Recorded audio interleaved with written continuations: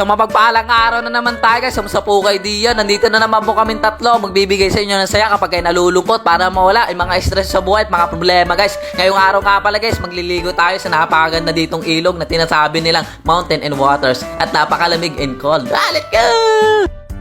Panibagong araw na naman tayo guys, kaya yung palta namin ng saya pagka nalulungkot at ligaya.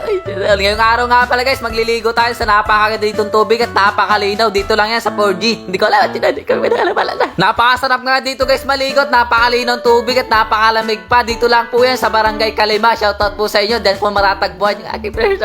Kilig tayo. May mga kasama din nga pala tayo dyan, napakalayong lugar na sinakabagtay si Marvin Almano na aming tinuturing na kaibigan. Hindi lang po kaibigan, kundi sa pamilya na rin po namin guys, na napakabait na tao. At kwento lang po sa inyo guys at kwentong bahagi. O nga pala guys, yung Kuya Marvin nga pala namin, di pa namin tinuturing na kaibigan po yan. Tinuturing po namin isang pamilya po yan guys. Napakabait po na tao niya. Siya po yung tumutulong sa amin kung bakit po kami bumubuo ng pangarap. Siya po yung dahilan. At sa mga taong laging sumusuporta sa amin guys, nagpapasalamat po kami sa inyo guys. Balik tayo guys, pasensya na kayo, napabang kwento ko dito. At dito nga guys, sa punta na nagsalang ako dito ng bangos at ihawi lang namin diyan guys. Pagkatapos ko nga palang isa lang dito yung isda, nabot naman sa akin ni Tatay Marvin itong hotdog in English, red hotdog. Wala ko English. Nung naibigay nung aking Tatay Marvin ko diyan, sabi sa akin nung Tatay Marvin ko diyan, kailangan daw wag isa-isa, mahirap daw pag dalawa, parang pag-ibig, masasaktan ka lang pag parehas kayong mahal.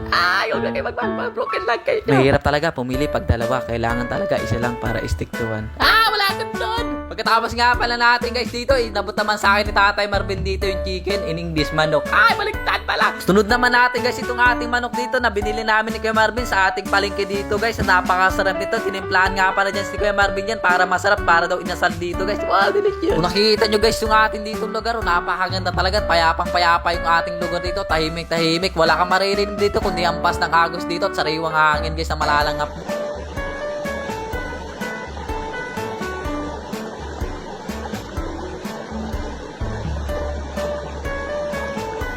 Dito nga guys sa punto na to, naluto na lahat, nag-prepare na kami dito na Kuya Marvin. Kasama rin nga pala natin ating mga mahal na kaibigan dyan na si Kulot at si Lolo. Siyempre ako din na pogi. Hindi ka pogi. Pagkatapos nga pala natin dito mag-prepare, kung nakikita nyo guys yung ating ditong food trip, napakasarap nito. Meron nga pala tayo guys ditong bangos tikat at meron din nga pala tayo ditong hotdog. Kaya guys, ano pang hinihintay nyo? Sabayan nyo kami sa maganda nating tanawin dito. Tara, kain po tayo. Let's go!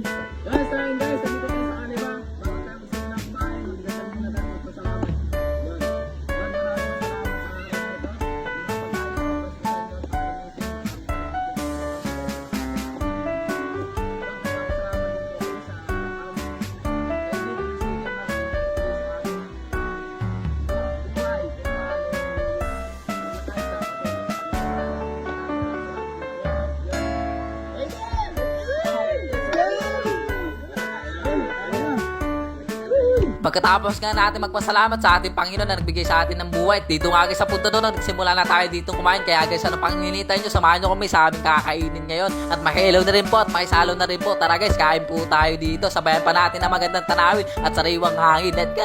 Napakasarap talagang kumain dito guys. Tara, kain po tayo. Samahan pa natin ang simpleng hangarin sa buhay na kundi masaya lang guys. Samahan pa natin guys ng mga payapang lugar at tahimik. Wala ka maririnig dito guys kundi ampas ng mga tubig guys. Napakasarap talaga guys ng buhay at napakasimple. Makontento tayo kung anong meron tayo, maging masaya lang tayo. At meron din ka palang kaibigan dyan, kontento sila kung anong meron sila, masaya lang sila guys. Basta guys, lagi nating tatandaan, enjoy lang natin yung mga ginagawa natin kahit mahirap, basta laban lang sa buhay. Ganun talaga ang buhay, kailangan natin pagdaanan yung mga pagsubok bago tayo dumating sa ating pangarap. Sobrang sarap ng aming pakiramdam pag meron kami napapanginting tao o napapatawa. At doon pa lang guys, sapat na kami para sa amin guys. At sobrang sarap ng aming puso. Kaya guys, patuloy kami magbibigay sa inyo ng saya at aliw sa inyo para mawala yung lungkot nyo at problema at sa buhay. Po kami nagpapasalamat sa inyo guys at walang kapasalamat po sa inyo sa mga suporta nyo palagi. Kung wala po kayo, wala rin po kami, hindi kami bubuo ng pangarap. Gusto po kami nagpapasalamat sa mga taong nasa ibang bansa din. Mag-iingat po kayo lagi, stay safe po hanggang sa muli natin pagkikita. Let's go, bye bye.